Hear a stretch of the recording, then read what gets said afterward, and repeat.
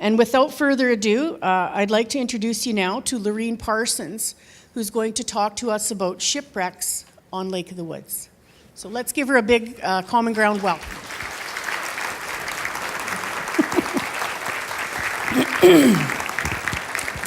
I know Barb said I had chilling stories, but I don't.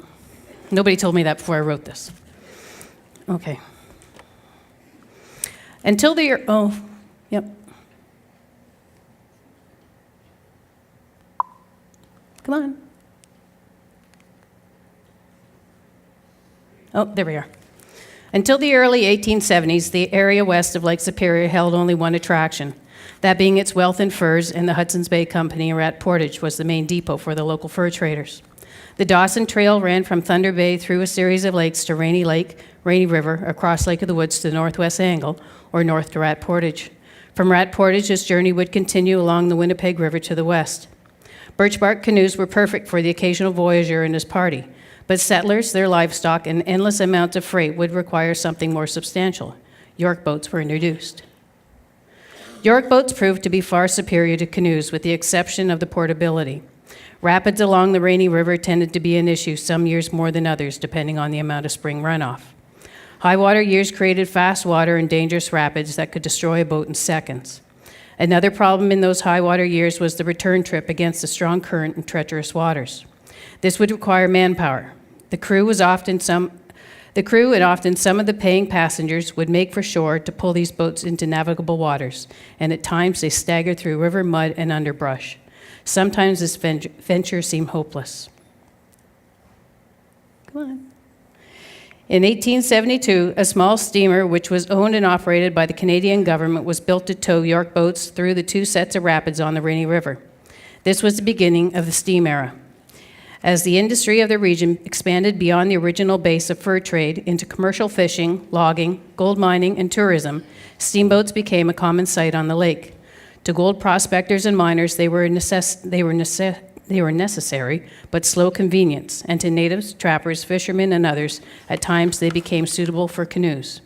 For the tiny birch bark crafts and their masters were often hoisted aboard between rivers that flowed into the Rainy River. The first steamers were engaged in passenger service, transporting a surge of settlers from Rainy River to Rat Portage or west to the northwest angle into the Dawson Trail. With the construction of the Canadian Pacific Railway in the early 1880s, the Dawson Trail was no longer a vital link with the rest of Canada, as supplies were sent directly to Rat Portage by rail and distributed from there. The Shamrock, Monarch, and the Highland Maid all ran passenger route between Fort Frances and Rat Portage. A one-way fare was $6 for adults, $3 for children, which included meals. Cattle and horses were $5 a head, and $8 a ton for household goods, and $10 a ton for supplies. A round trip could be made in less than 48 hours, with each leg averaging around 21 hours, with stopovers to pick up and discharge passengers and freight. As the trip could not be made without refueling, there were wood stations located along the main steamboat routes, where the boat could pull in and stock up on wood. Steamer traffic on 80 miles of river from Fort Frances to Rat Portage boomed with the area's settlement in the 1890s. During 1894, a total of 27 steamers and 29 barges carried a total of 2,100 tons of freight and over 20,000 passengers on the lake and river system. The CPR had an endless appetite for timber. Almost instantly, up to 10 sawmills were established in Keewatin and Rat Portage, and many logging camps were being constructed throughout the lake, as a vast amount of lumber was required for construction of stations, warehouses, residents, and millions of railway ties and telegraph poles, the majority of which were shipped by rail to the west. Some of the mills worked day and night, periodically turning out 1 million board feet a week. The Jenny Lind, Loda S., and the Clipper were all engaged in transporting men and supplies to camps. Steamboats such as the Empress, Kingfisher, Algoma, and the Mather were used to tow immense log booms from the south end of the lake and river to sawmills in Keewatin and Rat Portage. Passenger steamers as the Agwin, Monarch, and Keenora would periodically encounter drives of millions of feet of logs between Rat Portage and Fort Frances. This could sometimes delay a steamer for a day or two because of the immense drive from Rainy Lake. The Big Fork River, or the Little Fork, would monopolize the river and could have crushed the steamboat like an eggshell. With the discovery of gold, steamers Sultana, Regina, and Mikado were each part of the operations and successfully run gold mines on Lake of the Woods. Their purpose was multifold. They would be used to freight supplies, machinery, laborers, and ore. Occasionally, they also brought potential investors out to the mines on their company's steamer. The Scud and Frank Marshall were often seen loaded to the gunnels with packed fish boxes and barges loaded with sturgeon that were piled like cordwood en route to Rat Portage and Norman to be shipped to market by rail. During the peak of commercial fishing in 1895, over 5 million pounds of fish and 250,000 pounds of caviar were taken from the lake and rivers. While the first number of years the lake was predominantly utilized by commercial trade, with the newly established social centers of Rat Portage, Keewatin, and Fort Francis, the passenger boats eventually began to offer leisure tours. This would initiate the first attempts to attract tourists to the lake and social excursions for the community. The large, comfortable steamers hosted parties, dances, and transported people to various social functions. While it was true that down in Fort Francis and Rainy River, settlers still depended on the steamers for vital supplies, there was also now time to enjoy themselves. Built in 1878 under the name Fleetwing, this boat was used to carry freight and passengers between Keewatin and Rat Portage. In the late 1880s, she left the Lake of the Woods for a brief time after being purchased by a man from Selkirk, Manitoba, who used her as a fishing boat. 10 years later, she was brought back to the lake and purchased by Mr. Mackenzie, the Indian agent, who used the boat to go around to the First Nation reserves to make treaty payments. The John Crone Company was the last owner of the boat, and they used her for hauling stone, wood, and sand. The Red Wing sunk in 1938 and now rests in Red Wing Bay on the north side of Treaty Island. The Lady of the Lake was the third steamer on the lake, but the first to be named. At 115 feet in length, she was a side wheeler that ran the route until she was dismantled in 1880. Many of her parts, however, were used in the construction of another steamer, the Lily Magali. This steamer was built in 1880 and was also a side wheeler. In 1884, the ownership changed and she was renamed Mary Hatch. In 1890, she was changed to a screw propeller, and in 1914, she was retired, and what remains of her hull and boiler rest in the little bay northwest of Rabson Island. The Shamrock was built in 1890 in Rat Portage by Captain Clifford Lewis. It was initially run as a freight and passenger boat between Fort Francis and Rat Portage. There would be 3 trips weekly, accommodating 25 first-class passengers and 50 steerage passengers. She was affectionately known as the settler's friend. By the late 1890s, she was running the tourist route under the ownership of Captain C.W. Fraser. The steamboat left Rat Portage Monday, Wednesday, and Friday mornings for Regina Bay, stopping at Whitefish Rapids, Bully Boy Mine, Camp Bay, and Boulder Mine, returning the next day about mid-afternoon. As the Shamrock got older, she was stripped of her galleries and spent the rest of her days as a workboat. The steamship the Monarch was built in 1893 and made the run twice a week, leaving Rat Portage for Fort Francis Monday and Friday evenings after the arrival of the train. On several occasions when the steamer was en route to Fort Francis, all would be fine until approaching the dangerous Long Sault Rapids. The steamer would carefully make its way through the rapids, but the first strong rush of water at her bow would drive her down hard onto the sunken boulders, and she would immediately fill with water. Passengers and freight would be transferred to shore, and other means of transportation would be arranged until the Monarch could be freed and repaired. In 1894, the side wheelers' all-day excursions to Whitefish Bay, Ash Rapids, or other parts of the lake were extremely popular. In 1898, Captain Edward Bridges refashioned the steamer as a first-class excursion boat. The staterooms had been removed on the rear part of the upper deck to make one large room. A hardwood floor was put in and a stage for an orchestra, making this one of the finest dance halls ever to be seen on a boat. Tuesday and Friday evenings, weather depending, for 25 cents, the Monarch would leave its moorings with a large crowd who enjoyed themselves dancing or whatever best suited them. The Monarch would become one of the most popular diversions for young people of Rat Portage. The Monarch would eventually be taken over by the Rat Portage Lumber Company. She was stripped of her superstructure with the exception of the pilot house. Her aft cabins were replaced with a flush working deck, and 2 big posts were installed, completing her conversion from passenger vessel to towboat. One summer evening in 1907, partially filled with empty oil drums, a gala evening was staged, and it was well illuminated by the Monarch's funeral pyre. The Swallow was the first stern wheeler on Lake of the Woods. She was built in Rat Portage in 1895 and owned by Captain Clifford Lewis. She was engaged in passenger service between Rat Portage and Fort Francis and navigated well through the shallow Rainy River. The Swallow left 2nd Street Dock every Monday and Thursday evening, making the round trip in 48 hours. She had stateroom accommodations for 100 passengers in the first class fare, which included meals and a berth, was $12, while steerage rate was $3.80. On June 6, 1895, at approximately 1:30 in the morning, the Swallow was discovered to be on fire.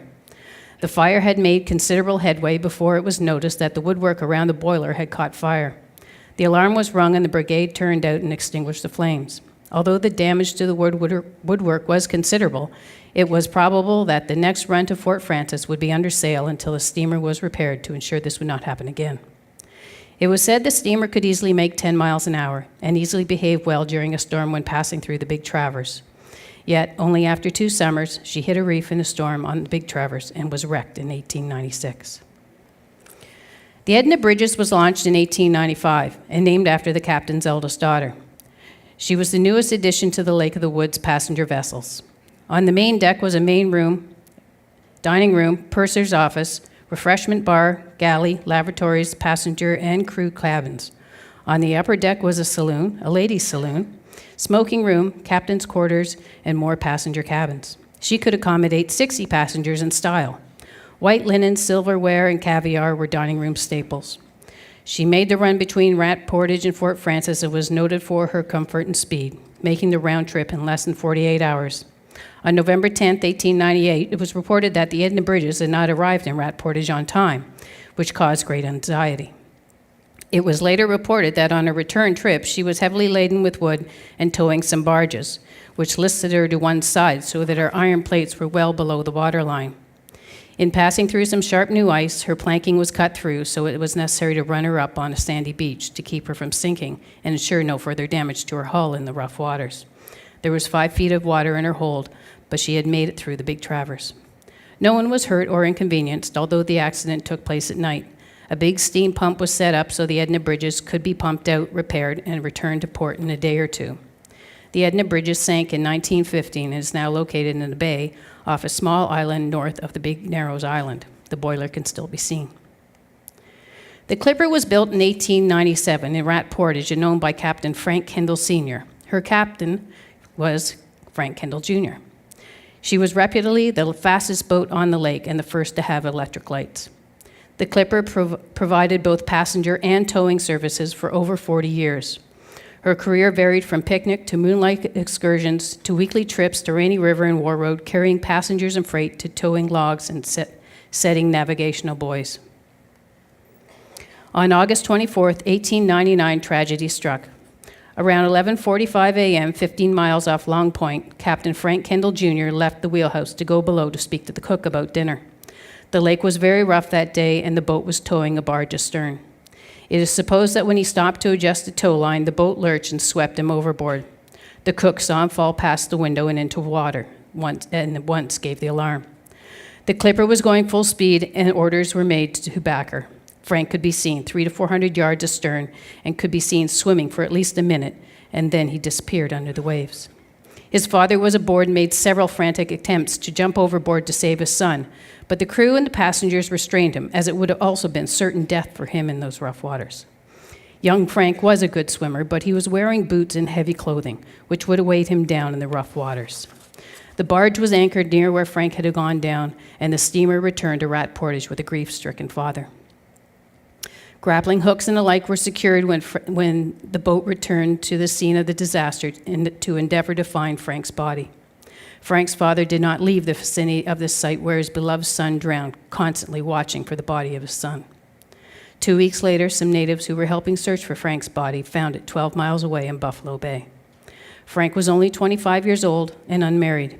He was their only son, and he was kind, true, and obliging to his parents who adored him.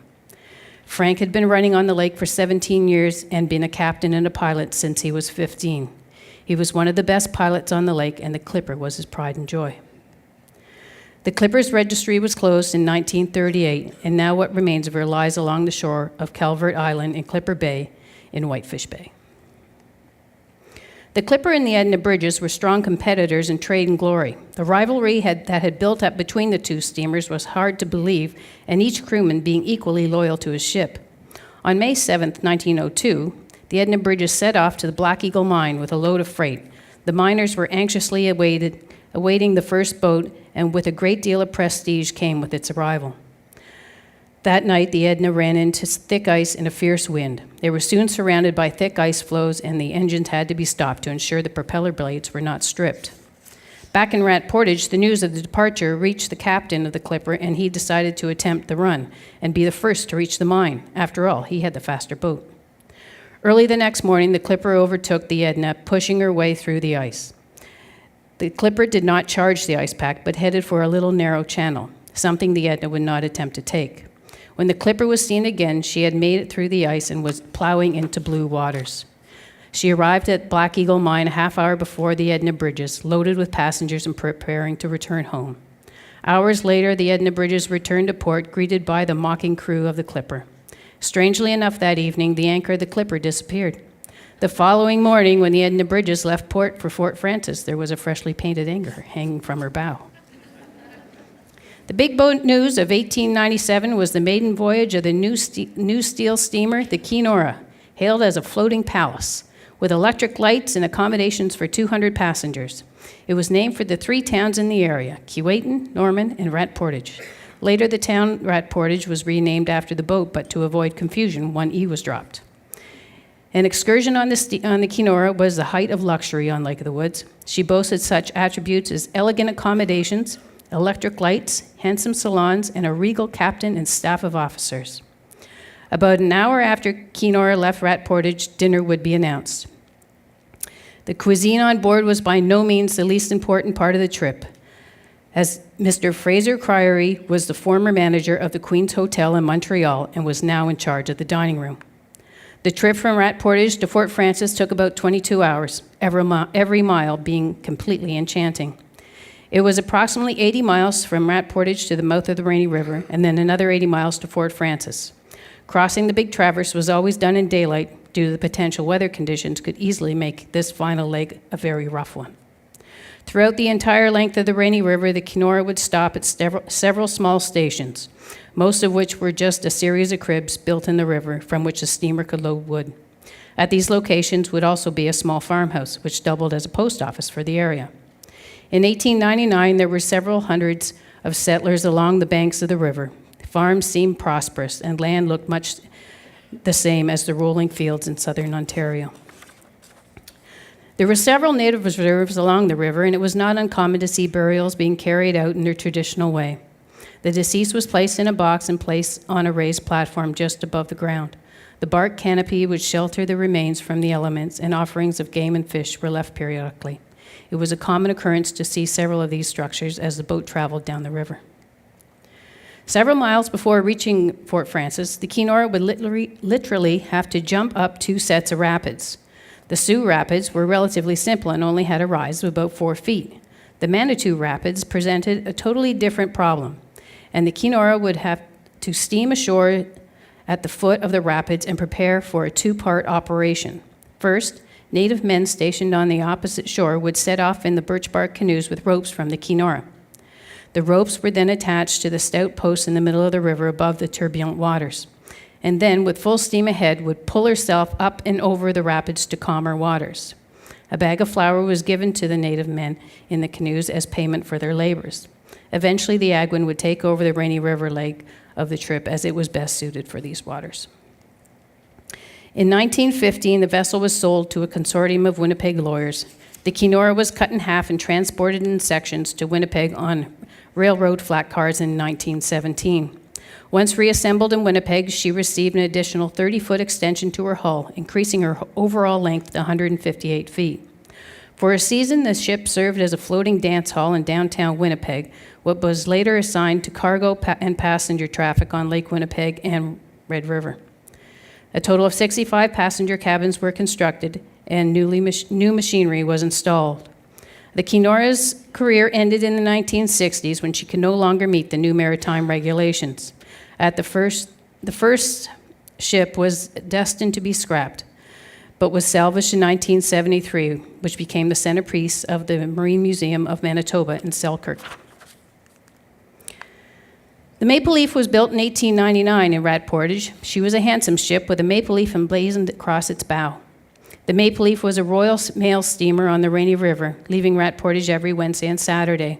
In addition to carrying mail, the Maple Leaf was often loaded down with passengers of freight of all kind. To lonely homesteaders, it was a happy sight as it brought letters from relatives, friends, food, clothing, provisions, and tools of all kind. Built in 1900, the Agwin was part of the Rainy River Navigation Company's fleet of passenger freight steamboats. Her name, Agwin, was Ojibwe for afloat. The Agwin was constructed with Douglas fir on account of its lightness and indestructibility.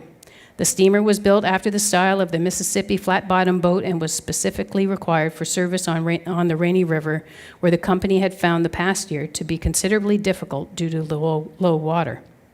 It was fitted with the most modern machinery, had electric lighting and passenger accommodations equal to the Keenora.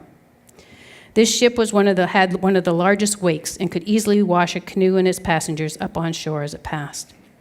She worked the route between Rat Portage and Fort Frances in conjunction with the Keenora. The Keenora ran the northern leg, which could easily cover the wide open expanse of the Big Traverse, as the Agwin would have been quite unstable. The two steamboats kept the busy schedule from May to November, running daily trips from one end of the lake to the other. In 1908, local hotels were taxed with tourists, so the Agwin was refitted with accommodations to accommodate surplus hotel traffic.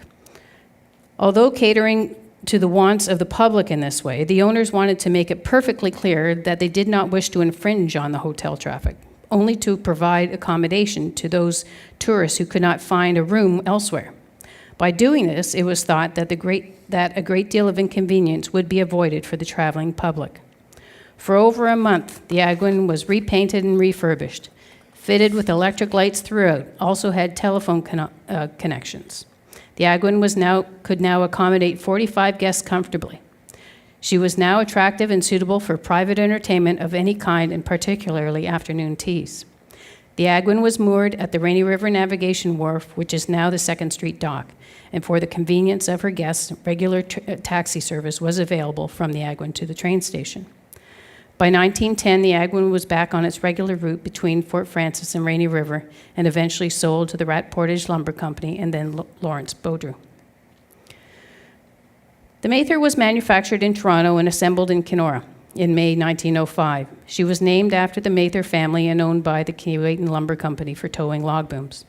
The Mather was the last steamship on Lake of the Woods. She was launched in Keewatin Harbor. Her broadside launch was innovated for those days. Water depth measurements were taken fore and aft, assuring plenty of water for the launch. However, unbeknownst to the launchers, there was a boulder amidship, and when launched was struck, creating a hole in the hull, and the Mather promptly sank. This was to become a common occurrence for the Mather. Months later, on August 18th, she left Keewatin around midnight, struck out at a pretty good clip with a string boom in tow en route to Rainy River. At about 3 a.m., they ran up on a reef at Bishop's Point. It was buoyed, but by all accounts, the Mather was on the wrong side. The engine room was filling up with water, and the fireman had to swim out the stokehole to save his life when the water came rushing in. Although the crew was prepared to abandon ship, everyone stayed aboard, owing to her being so far up the reef. From 1905 to 1960, the Mather towed hundreds of the largest log booms ever floated on the lake.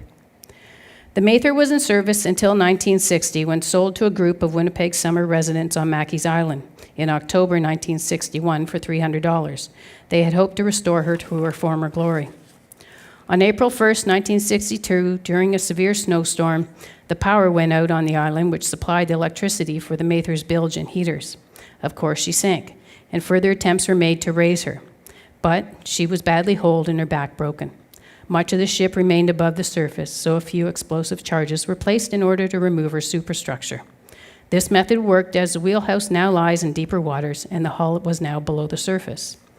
But what they hadn't taken into account was the ship was next to the cottage owner's dock, and the blast also took out the cribs holding up the boathouse and several of the windows in the cottage. The Kathleen was built in 1906 in Rat Portage and named after Mr. and Mrs. Dowsett's daughter. On Saturday afternoon, March 31st, 1906, the Kathleen was launched. The ceremony was a simple one, attended with no frills. The boat had been caulked and sheathed and was painted inside and out. The modus operandi for the launching her was not the usual one. The vessel, which was built during the winter, was laid down on the ice in Rideout Bay, and work on her had been progressively steady until now. She lacked nothing except the boiler, which was intended to be put in her as soon as it arrived from the east. She was launched in the following way. A circle was cut only a few feet away entirely around the vessel with an ice saw, and then they cut across the width. This, however, did not work, so a stick of dynamite was used to break the ice, which it did. It tore a large hole in the ice, but the vessel still refused to move. With much maneuvering of broken ice, eventually they had the vessel floating. The Kathleen's regular route was the Winnipeg River, leaving the Rideout Bay in Keenora to Holst Point in Menaki. Her blueberry excursions on the river were the most popular trips. During these outings, lunch could be obtained on board, or those who had brought their lunch, hot water for tea was available. In 1908, the blueberries were so abundant that she made 2 trips a day with a total harvest of 600 baskets. In the fall of 1929, J.W. Stone returned from Winnipeg after having secured an order for the cruiser from E.W. Neeland, president of Neeland Grain Company. The frame was built of heavy steam-bent white oak with 1.5-inch cypress paneling and an oak deck. The luxurious interior boasted 2 elaborate furnished staterooms and a beautiful salon furnished in mahogany, with trimmings in mahogany and white enamel. There was sleeping accommodation for 16 people and accommodation forward for the crew. 3 lavatories, 2 of which were fitted with electric toilets, and 1 shower bath with hot and cold water. The large galley was equipped with a Coleman Aero gas range and spacious refrigerator. When the $40,000 boat was completed, it was described as the absolute last word in luxury and boat construction. On May 31st, 1930, the boat was christened the Minnewawa, meaning Flying Goose. In July 1944, the Minnewawa was purchased by F.F. Montague.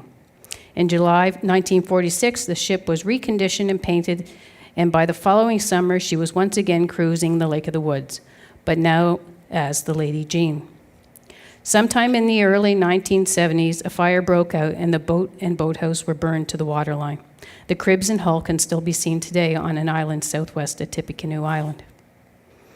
Shortly after the turn of the century, the demand for timber lessened. One by one, the big sawmill suspended operation. Due to overfishing, endless supply of sturgeon diminished, and many of the fishermen left the area forever. The mining boom that had begun so quickly ended just as quickly with the discovery of gold in Alaska and Yukon. The glorious days of steam began to decline, the result being many of the boats taken out of service, never to travel lake again. It was true some remained, but the days of high adventure and romance were past. Steam had now taken second place to new gasoline and diesel engines, and the development of the railway and new roads ensured the end of the steam era. From a fleet of over 100 steamers, only a few sunken skeletons remain, and only a handful of stories. Thank you.